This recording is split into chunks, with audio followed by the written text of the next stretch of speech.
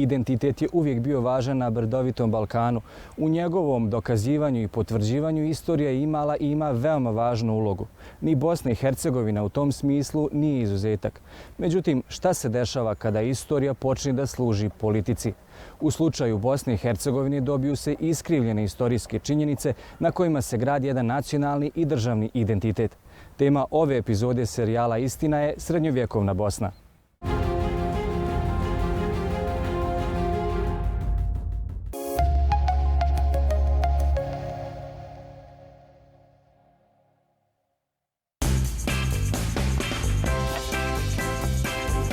Onda, koji si Mirakulus danas? Bubamara! Preuzmite Apleidu i proživite nove avanture sa svojom djecom uz igračke Mirakulus u Kinder Surprise-u. U svaki kraj BiH donosimo najpovoljnije satelitske TV pakete, uz koje od sada možeš da kombinuješ kućni internet, mobilnu i fiksnu telefoniju. Samo pozovi i mi smo tu. M-Sat TV. Gledaj sve, bilo gdje. M-Tel. Imate prijatelje. Velika nagradna igra NLB banke. Samo uz NLB gotovinski kredit. Osvojite vrijedne novčane nagrade. NLB gotovinski kredit. Kredit koji nagrađuje. NLB banka. Za sve što dolazi. Top akcija u Mercatoru. Krem namaz Nutella 5,60. Nescafe 3 u 1 2,45. Pelene Violeta Double Care 19,95. Persil 100 pranja 25,95. Mercator. Probava je izvor naše dobrobiti. Donat je prirodna mineralna voda koja klinički dokazano potiče probavu. Neka vam najviša kvaliteta koju nudi priroda postane svakodnevna navika. Donat. Pobrinite se za svoju probavu. Brinite o sebi. Ove zime zakuvali smo nešto čarobno. Odaberite novu M-Tel Top tarifu i uživajte u beskrajno dobroj priči. Sa čak 25 GB interneta i neograničenim pozivima prema svima u BiH. A uz to spojite jedan od fantastičnih telefona na rate. M-Tel. Imate prijatelje.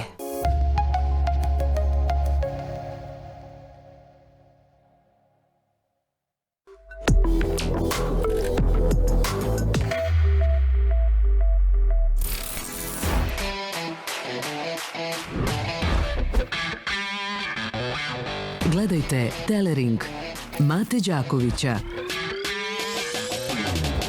Gost emisije Nenad Stevandić.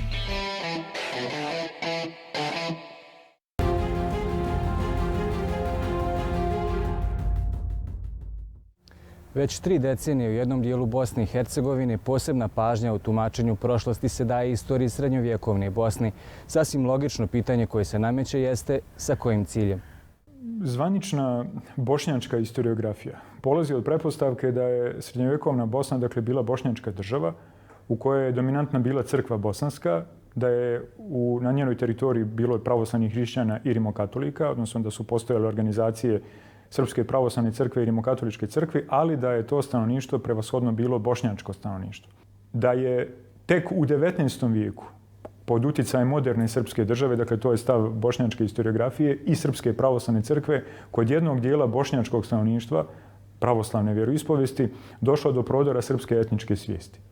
I da praktično tek od 19. vijeka ti pravoslavni Bošnjaci u stvari počinju da se smatraju Srbima. Dakle, u pitanju je jedna zaista smiješna i potpuno neodrživa teza koja je u oštroj suprotnosti sa istorijskim izvorima. Ima tu naravno različitih teorija.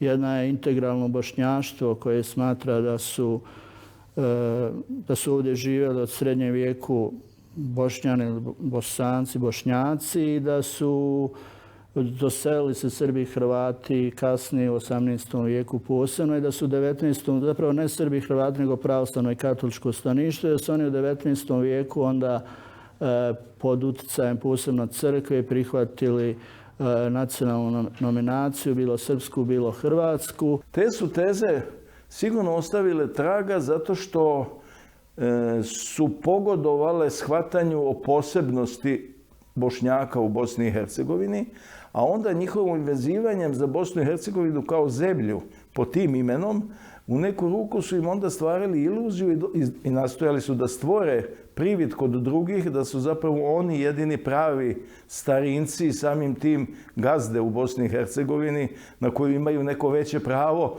od ovih koji su, da tako kažemo, kasnije došli. Što je naravno istorijski potpuno netačno, ali je to osobina takvih teorija koje su zapravo u funkciji političkih projekata izgradnje identiteta i na tome prava na državu i prava na dominaciju u određenoj državi. U jednom dijelu BiH ovakvo tumačenje istorije postalo je dio obavezne školske literature od osnovne škole do fakulteta. Široko je rasprostranjeno u javnom prostoru, štampaju se i publikuju na desetine knjiga i naučnih radova da bi se dokazalo nedokazivo. Ovo tvrde srpski istoričari, arheolozi i filolozi sa kojima smo razgovarali na temu srednjovjekovne Bosne. Za njih pitanje etničkog identiteta stanovnika Bosne od doseljavanja Slovena vrlo je jasno jer ga potvrđuju, kako navode, sačuvani istorijski izvori. Najstariji strani izvori koji govore o nastanku Bosne, stanovnicima koji ovdje žive i njihovim prvim vladarima potiču još iz vremena Vizantije i Franačkog carstva. Ono što je zanimljivo o srednjevekovnoj Bosni i važno da se kaže, to je da su Srbi najstarije slovensko pleme, odnosno slovenski narod koji se pominje na tlu današnje Bosne i Hercegovine i gotovo jedino ime slovenskog naroda koje se pominje tokom čitavog ranog srednjeg veka. Bosna, teritorija Bosne se vezuje, dakle, od samih početaka i prisustva Slovena na tim prostorima kontinuirano tokom ranog srednjeg veka upravo za Srbe. Prvi pomen Srba na ovom prostoru nalazi se kod Einharda, biografa Karla Velikoga, koji je, opisujući pobunu Ljudevita Posavskoga, naveo da je on prebjegao Srbima koji drže veći dio Dalmacije. Tu se misli na rimsku provinciju Dalmaciju i dakle Srbi koji drže veći dio Dalmacije, to bi vjerovatno bio prostor današnje Bosne, tako da je to prvi pomen, dakle prva polovina 9. vijeka.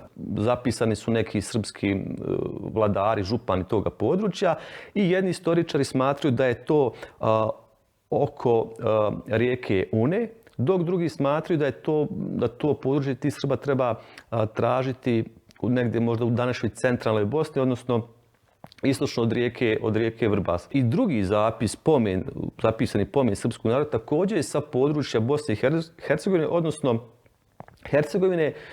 Naime, Splitski crkveni sabor koji je održan 925. godine, na njemu su prisustvovali vladar Hrvata i Mihajlo Višević, vladar Zahumlja. Zahumlja je činilo oblast oko Dubrovnika i današnje istočne Hercegovine. I tamo se u tom prevodu koji imamo zaključaka s tog Splitskog sabora spominje se Mihajlo Višević kao vođa Srba, dakle Srba koji su sa toga područja. Najvažnije izvore za srpsku istoriju, za ranu srpsku istoriju donosi nam vizantijski car i pisac Konstantin VII Porfirogenit u svom poznatom dijelu Spis o narodima ili De administrando imperio, koji je sastavljen sredinom 10. vijeka, ali govori i o ranijoj istoriji. Doseljavanje Srba se odigralo oko 630. godine i, kako kaže Porfirogenit, oni su naselili prostor antičke provincije Dalmacije. Međutim, kada kažemo antička provincija Dalmacija, to nije samo primorski oblast, pojas kakav danas podrazumevamo. Radi se o provinciji koja je zauzimala prostor sve do Posavine na sever i na istok sve do Podrinja, a na zapad sve do granica Istre. I kako kaže vizantijski pisac i opisuje doseljavanje Srba, Srbi su naselili otprilike polovinu tog prostora i to onaj istočni deo, tako da nema sumnje da je u taj istočni deo svakako potpadala teritorija današnje Bosne i Hercegovine, a samim tim i teritorija srednjevekovne Bosne. On je prvi donio granice, odnosno označio granice srpskog etničkog prostora u ranom srednjem vijeku, tako što je zemlje, da tako kažemo, podijelio na Srbiju, i primorske zemlje koju čine Duklja ili kasnije nazvana Zeta, zatim Travunija, Zahumlje i Paganija ili Neretljanska oblast. Vizantijski car i pisac Konstantin Porfirogenit je sredinom 10. vijeka zabilježio da se praktično cjelokupan taj prostor na kojem su živjeli Srbi dijeli na neke dvije cjeline, da su to Srbija i primorski krajevi južno od Srbije. Srbija se sastoji iz dvije cjeline, Raške ili Rase na istoku i Bosne na zapadu. On je taj spis pisao za svoga nasljednika Romana. Želio je da mu kaže s kim Vizantija ima odnose, koji narodi okružuju Vizantiju, s kim Vizantija ima kontakte i tako dalje. U jednom poglavlju govori o Srbima i zemljama koji oni nastanjuju. Tu spominje prvi pomen, pisani pomen Srbije kao države, kao takve, dakle, odnosno kako on tamo navodi krštene Srbije, imamo dakle iz polovine 10. vijeka, iz pera Vizantijskog cara, i on kaže da oblasti te krštene Srbije pripada i zemljica Bosna. I to je prvi pomen, pisani pomen teritorije Bosne, odnosno tog termina. Vrlo je indikativno to da je jedan veoma uticajan, veoma moćan vladar jedne imperije tog vremena zabilježio u poglavlju koji nosi naslov o Srbima i zemlji u kojoj sada stanuju prvi put pomen današnjeg imena Bosna. Dakle, da je Bosna bila naseljena nekim drugim stanovništvom, možda bi to poglavlje nosilo drugi naslov. Ali njegov naslov o Srbima i zemlji u kojoj sada stanuju pokazuje u stvari da je Bosna od samog početka bila naseljena Srbima. Ona je u stvari bila samo jedna zemlja, odnosno zemljica u sastavu Srbije. Vizantijski izvori spominju Bosnu u okviru ranosrednjovjekovne Srbije i to je spominju u deminutivu, dakle ne kao Hora, već kao Horion Bosna, dakle zemljica Bosna, i ona je u tom smislu bila ograničena samo na prostor današnje srednje Bosne. Dakle, možemo da govorimo o Bosni u geografskom smislu, da bi se vremenom ona razvila u posebnu državnu zajednicu. Prilikom opisa Srbije u 10. veku, iz sredine 10. veka, Konstantin Porfirogenit navodi i gradove koji su se tada nalazili u Srbiji. I kaže da ih ima 8, a od tih 8, 2 se nalaze na prostoru Bosne. To su Kotorac i grad Desnik. Zanimljivo da su druge oblasti koje su kasnije ušle u srednjevekovnu bosansku državu, na primjer oblast Tuzle, također se pominje tada, već sredinom 10. veka u okviru srpske države, i međutim ona nije pripadala Bosni, nego je bila u okviru ostalih srpskih zemalja.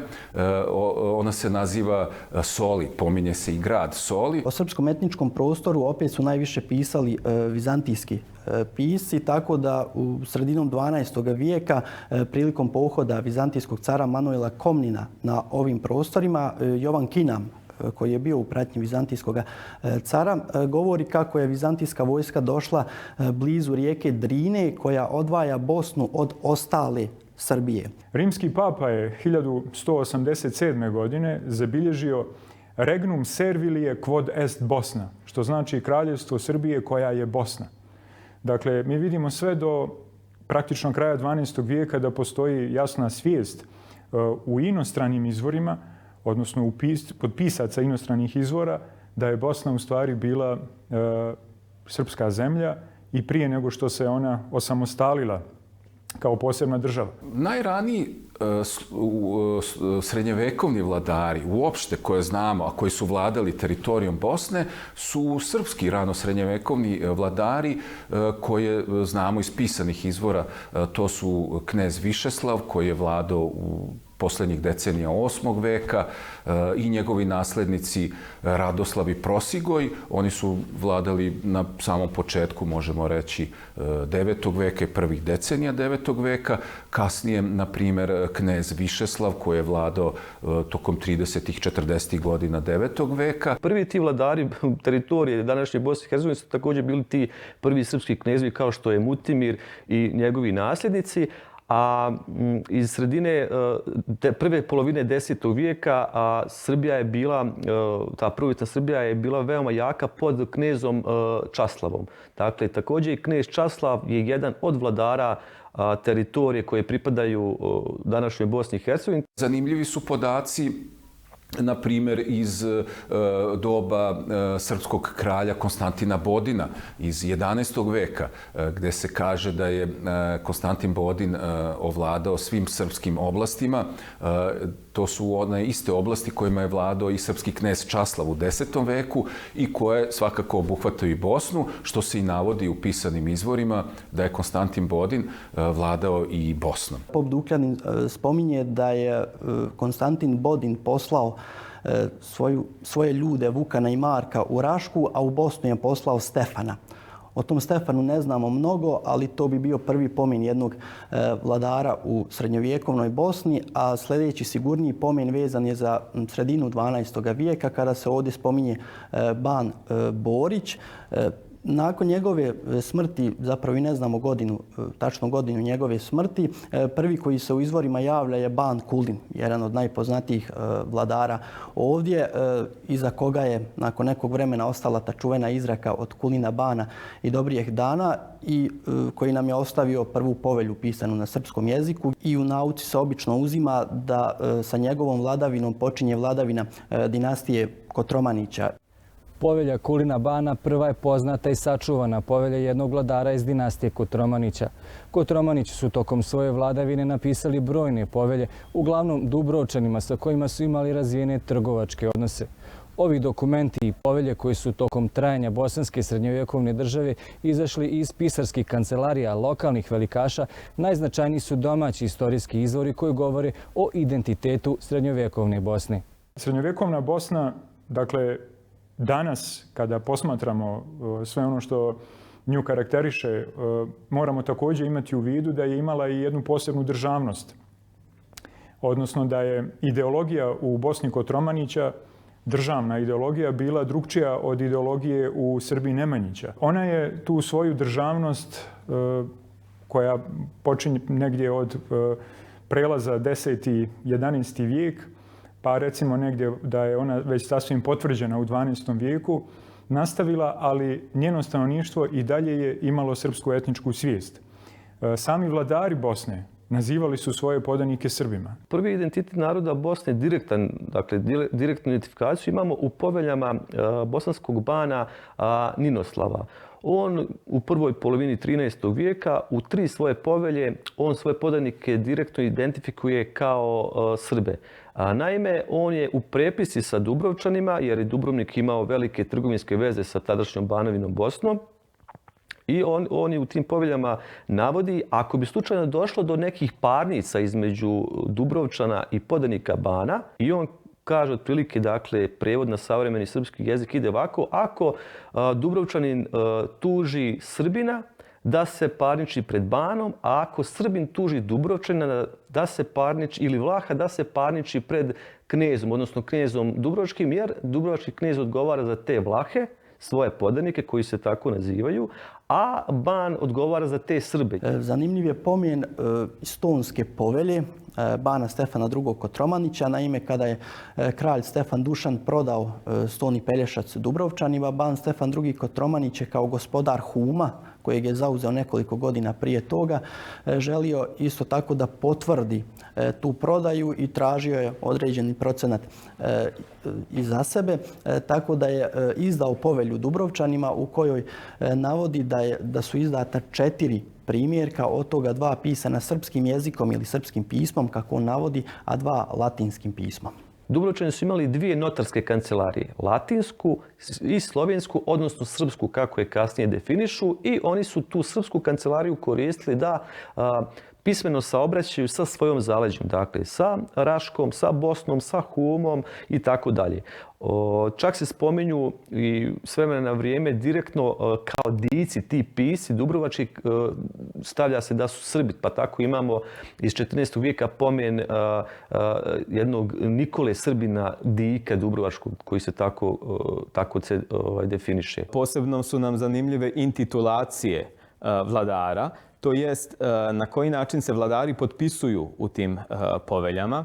I sa sigurnošću možemo reći da svih 7 kraljeva srednjovjekovne Bosne, i uključujući, pridodajući njima i jednu kraljicu Grupu, potpisuje se kao kraljevi Srba.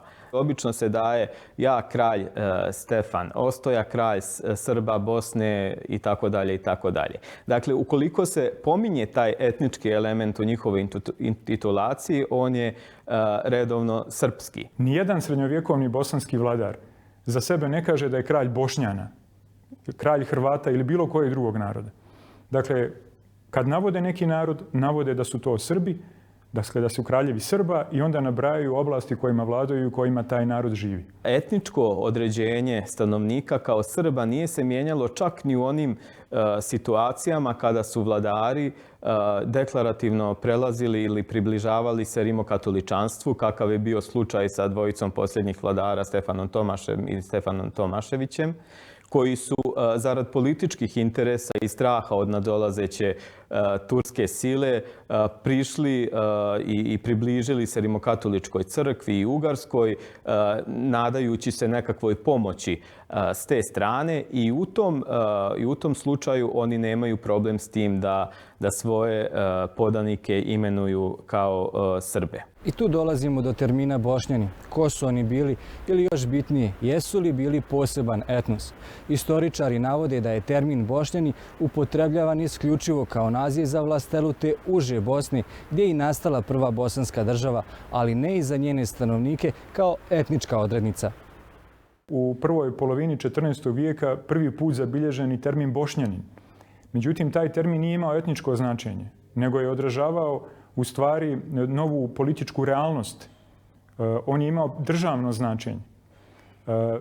Jedan od bosanskih srednjovjekovnih vladara, upravo Stefan II. Kotromanić, koji je i prvi put upotrijebio termin Bošnjanin, za sebe kaže, odnosno za svoje podanike, kad ih naziva Bošnjanima, istovremeno naziva podanike Srbije Rašanima. U njegovim dokumentima se isto tako kao svjedoci spominju dobri Bošnjani. Tako da on navodi tu vlastelu koja je kasnije protumačena kao odraz posebne etničke slike u njegovoj državi, ali za pretpostaviti je da su to bili samo pripadnici plemstva prije svega iz uže Bosne, odnosno onoga što je pripadalo samome kralju koji je Banu, koji je želio time opet da istakne ono uže jezgro iz kojeg je on počeo da vlada i da se širi. Čak je i u tim takvom shvatanju, dakle srednjovjekovne razlika između Srbije i Bosne, i car Dušan samo Raški car. Dakle, to posredno govori da je u svijesti vladara Bosne postojalo svakako da se radi o jednom jedinstvenom narodu, da zapadno od rijeke Drine žive Bošnjani, istočno od rijeke Drine žive Rašani, ali su jedni i drugi Srbi. Zanimljiv dokaz koji ide protiv toga, protiv teorije da su Bošani ili dobri Bošani jedan poseban narod u etničkom smislu, jesu i neke povelje samog Bana Tvrtka prije nego što će postati kralj.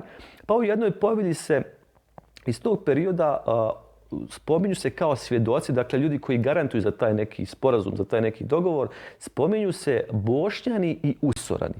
Dakle, Bošnjani bi činili ono stanovništvo iz centralnih krajeva Bosanske Banovine, a Usorani su stanovništvo, odnosno svjedoci velikaši sa područja Usore, dakle šireg područja oko grada Doboja. U nekim drugim poveljama imamo pomen Humljana, u ponekoj povelji se spomene Podrinjani, Primorjani i tako dalje. Ako bi uzeli sad da su Bošani poseban etnos, onda bi svi ovi navedeni narodi po oblastima također morali biti neki posebni narodi. Međutim, ono što je ostalo za njih, jezik, pismo, titule, države koje su postojale na ovom području, koje su se razvijale, uzdizale i propadale, govori nam da je to pripada istoriji srpskog naroda, srpske kulture, državnosti itd. itd.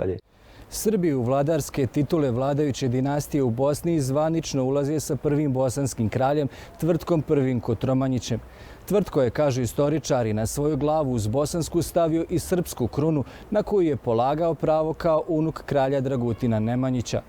U svoj grb dodao je i ljiljane, jedan hrišćanski simbol koji je do tada bio rasprostranjen i na pravoslavnom istoku i na katoličkom zapadu. Istoričari ističu da je srpska etnička i državna svijest u tadašnjoj Bosni bila najizraženija upravo tokom Tvrtkove vladavine.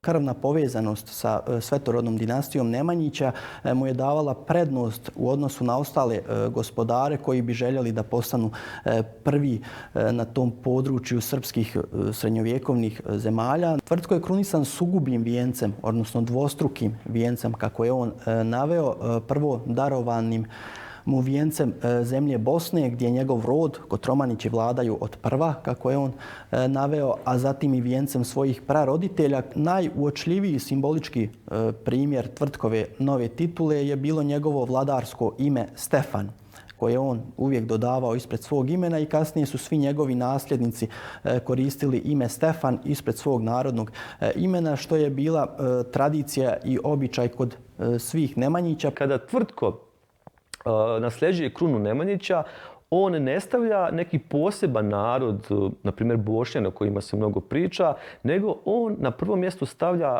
kao narod kojim vlada Srbe, a onda potom se redaju oblasti kojima vlada. Kralj Tvrtko I Kotromanić se krunisao po pravoslavnom obredu u Srpskom pravoslavnom manastiru Mileševi 1377. godine i on je već naredne godine za sebe rekao da je kralj Srba, Bosne, Pomorja i zapadnih strana. Ta titula je mogla da bude ili skraćena ili proširena u zavisnosti od destinatara kome se ta povelja izdaje, tako da ukoliko bi kralj Tvrtko izdavao povelju domaćim destinatarima, on je morao da ubaci i ostale pravne činioce iz srednjovjekovne Bosne, dakle onda bi on bio kralj Srba, Bosne, Pomorja, Humske zemlje, Usore, Soli, Donjih kraja i tako dalje, dok ukoliko bi destinatar bio strani, on bi bio kralj Srba i Bosne, odnosno na latinskom jeziku njegova titula je glasila Rex Rascije et Bosne, dakle kralj Raške i Bosne, i tako su ga i prepoznavali. Kralj Tvrtko se mogao krunisati srpskom krunom samo od strane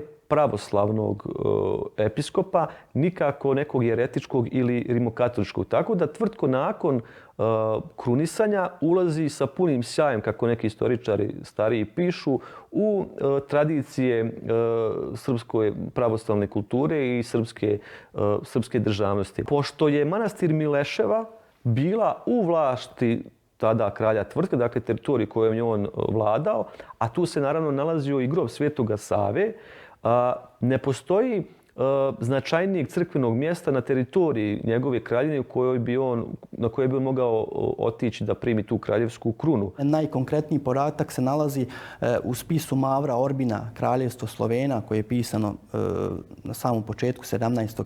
vijeka, u kome on kaže da se Tvrtko krunisao u Mileševi, Raškom krunom, dok jedini preostali izvor, a u stvari to je izvor prvog reda, je sama povelja kralja Stefana Tvrtka Kotromanića Dubrovčanima, napisano u Žrnovnici, zatim potvrđeno u Trstivnici 1378. godine, u kojoj on navodi da je išao u srpsku zemlju gdje je vjenčan vijencem svojih praroditelja da pravi dalje presto srpske zemlje. Određene kolege iz Federacije Hrvatske imaju neke svoje teorije, pa moćemo čuti da se on krunisao u Milama. Međutim, kao što sam rekao, Tvrtko srpsku krunu ne bi mogao primiti da nije ga krunisao srpski episkop i da se nije krunisao po pravoslavnom obredu. Jedan od dokaza koji možda i najbolje podupiru tezu da se Tvrtko krunisao u Mileševi jeste Tvrtkov zlatnik. Naime, Tvrtkovi zlatnici su pronađeni u Mileševcu, tvrđavi pored samog manastira. Zlatnik sadrži heraldičke motive. Na aversnoj strani je propeti lav, koji je vjerovatno bio jedan od simbola kralja Tvrtka, moguće preuzet opet od Nemanjića, jer se na jednoj Uroševoj povelji spominje da je ona zapečaćena sa simbolom lava, dok sa druge strane nalazi se njegov najpoznatiji grb sa 6 ljiljana, zatim unutra u traci ima loza sa krstovima i to je bio simbol njegovog novog kraljevskog dostojanstva. Do krunisanja kralja Tvrtka na grbu Kotromenića ne postoje ljiljani. Dakle, postoji štit sa popriješnom gredom koja dijeli štit na dva polja i to je to. Nakon krunisanja Tvrtkovog mi u štitu, dakle na grbu Kotromenića srećemo ljiljane. Zbog čega? Ljiljani su u vjerskom smislu bili prije svega simbol Bogorodice, njene čistote, a zatim su i, jer njihov oblik tako sugeriše, bili i simbol Svetog Trojstva. U srednjem vijeku, u toj vladarskoj tradiciji, ljiljani su predstavljali simbol i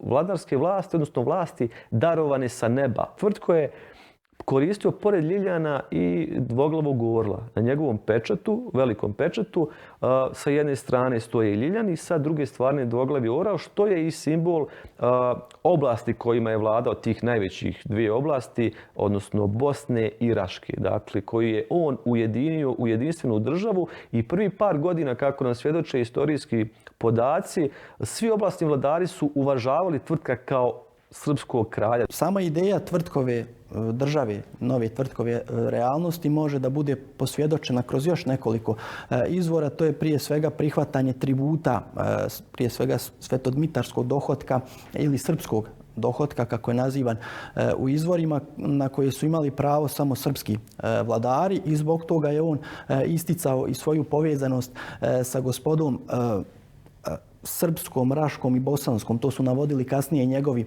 nasljednici. Koliko je Tvrtko koristio ime Stefan, govori nam i to da je želio da stvori svoj trg soli, novi trg soli, da bi u tom smislu bio nezavisan u trgovini i želio je da ga nazove Sveti Stefan. Međutim, kasnije Dubrovčani su se pozvali na stare privilegije koje su dobili od gospode srpske, raške i bosanske, kako su kasnije često navodili, tako da je Tvrtko odustao od tog trga soli, međutim, ostao je grad, njegov grad Novi, koji je danas poznat kao Herceg Novi. Tokom Kosovske bitke kralj Tvrtko prestaje sa osvajanjem dalmatinskih gradova da bi uputio pomoć u vojsci knezu Lazaru, jer on je smatrao da je njegova država također napadnuta na Kosovu polju. Tvrtkova pisma koje je uputio Trogiranima i Firentincima su među prvim izvorima koji nam govore o Kosovskoj bitci. Doduše ona nisu sačuvana, ali nam je sačuvan odgovor Firentinske opštine. Odgovor je sastavio čuveni humanista Coluccio Salutati, koji čestita kralju Tvrtku i naziva ga tamo kao Rex Christianissimus, najhrišćanskijem kralju, na pobjedi i posebno čestita onoj 12-torici koji su se zaletili do emirovog šatora i, kako oni dalje kažu, a posebno onome koji je uspio da se probije i ubije samoga emira. Dakle, iz toga vidimo da je Tvrtko pisao drugim stranama o Kosovskoj bitci i on je sam poslao vojsku pod vojstvom njegovog velikaša Vlatka Vukovića, koji je bio jedan od najistaknutijih velikaša na njegovom dvoru. Možemo da kažemo možda njegova desna ruka. I na koncu dolazimo do pitanja jezika i pisma koji se koristio u srednjovjekovnoj Bosni. Za istoričare i filologe i na ovo pitanje jasan i nedvosmislen odgovor se može pronaći kako u vladarskim i velikaškim poveljama, tako i sačuvanim crkvenim dokumentima iz tog perioda. Na teritoriji srpskih zemalja i samim tim na teritoriji srednjovjekovne Bosne u upotrebi je bio srpsko-slovenski književni jezik kao i narodni jezik. Povelja Kulina Bana je naša najstarija sačuvana datirana povelja.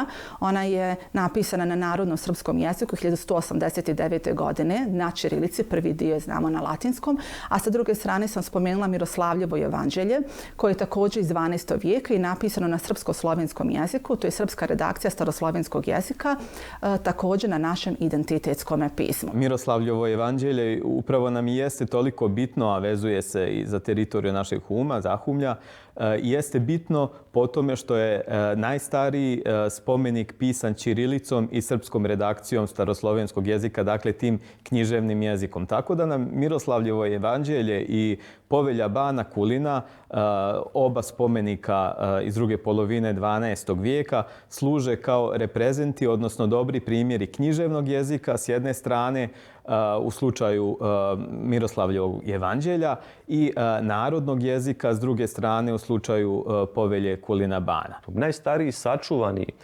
spis kod nas ćirilični jeste poznata povelja Kulina Bana iz 1189. godine, za koju je već odavno veliki hrvatski filolog Vatroslav Jagić još u 19. vijeku rekao da je to očito pismo koje pripada srpskom pismu, srpskom jeziku, odnosno srpskoj kulturi. Možemo vidjeti da je kralj Tvrtko nakon krunisanja preuzeo ćirilični brzopis, dakle verziju ćiriličnog pisma koja je nastala na dvoru kralja Milutina Nemanjića. I on kada se proglašava za srpskog kralja, on uzima u svoju notarsku kraljevsku kancelariju pise koji su koristili taj brzopis i on u većini svojih povelja napisani su tim ćiriličnim brzopisom. Ono naravno što je bitno reći da ne bismo zaboravili jeste da ćirilične kancelarije od 15. vijeka imali su i bosanski i humski vlastelini, Kosače, Pavlovići, Hrvatanići i tako dalje. Dakle, vidimo da je ćirilica bila vrlo ugledno pismo. Mi danas imamo ideje koje već vuku unazad od vremena Austro-Ugarske okupacije ovih krajeva, da je taj ćirilični brzopis da je nekakva bosančica. Mi u pisanim izvorima, dakle u vrijeme kada nastaju te povelje, nemamo identifikaciju tog pisma kao bosančice, ali kao što sam napomenuo, imamo u nekoliko navrata identifikaciju toga pisma i toga jezika kao srpskog pisma i srpskog jezika. Ne postoji ni jedan srednjovjekovni izvor koji decidno govori o bosančici kao zasebnom pismu u odnosu na ćirilicu. U pitanju je ćirilica koja se ni po čemu, odnosno po glavnim karakteristikama ne razlikuje od ćirilice u drugim krajevima srpskog prostora, kulturnog prostora. Možemo razgovarati o oblicima nekih slova koji mogu biti malo specifičniji, karakterističniji za bosanske pisare, međutim, to ih nikako ne čini drugim pismom. Ćirilica je najrasprostranjenije pismo na ovim prostorima i kažem pismo koje nisu koristili samo hrišćani, već i muslimani sve do kraja 18. vijeka i ne samo na prostoru Bosne i Huma, već i u Dubrovniku, Dalmaciji i Slavoniji. Pojmovi srpski, srpsko slovo, srpsko pismo, srpski jezik poistovjećivane su i kod pravoslavaca i katolika i muslimana bez obzira na etničko porijeklo. Dakle, svi su oni svoj jezik identifikovali kao srpski jezik, a pismo kao srpsko pismo. Sačuvano je i objavljeno niz zbornika ćiriličnih dokumenata iz Dubrovačkih arhiva. Medo Pustić objavio je spomenici srpski, Milan Rešetar srpski molitvenik, Miklošić srpske povelje i pismo i tako dalje. Ali ono što je vrlo bitno reći jeste da sve te dokumente je vlada Dubrovačke republike nazvala srpskom građom. Jezik i pismo te građe srpskim, a službenika koji obavlja tu funkciju, to jeste koji obrađuje ovi dokumente, nazvala je kancelarom srpskog jezika. Ćirilica je dominantno i ekskluzivno pismo srednjovjekovne pismenosti u ovim krajevima i to će se kasnije recimo i odraziti kada književni istoričari 19. vijeka budu se referisali na nacionalni identitet.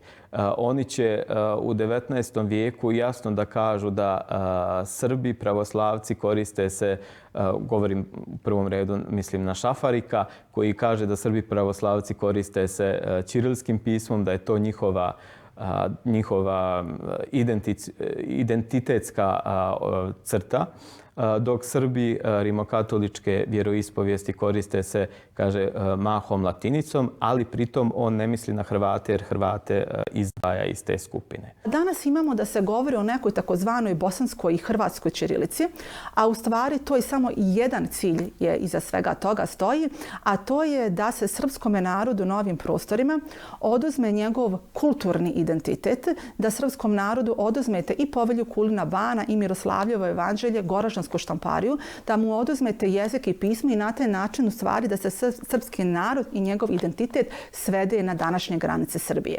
To je nedopustivo.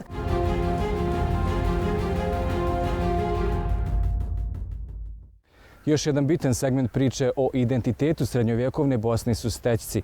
Još od austro-ugarskog vremena plasirana je teza da su u pitanju bogumilski spomenici. Ta teza provlačila se i kroz period druge Jugoslavije da bi ponovo na velika vrata ušla krajem 20. vijeka. Šta je istina, a šta mit o stećcima, gledajte u narednoj epizodi serijala Istina. Doviđenja.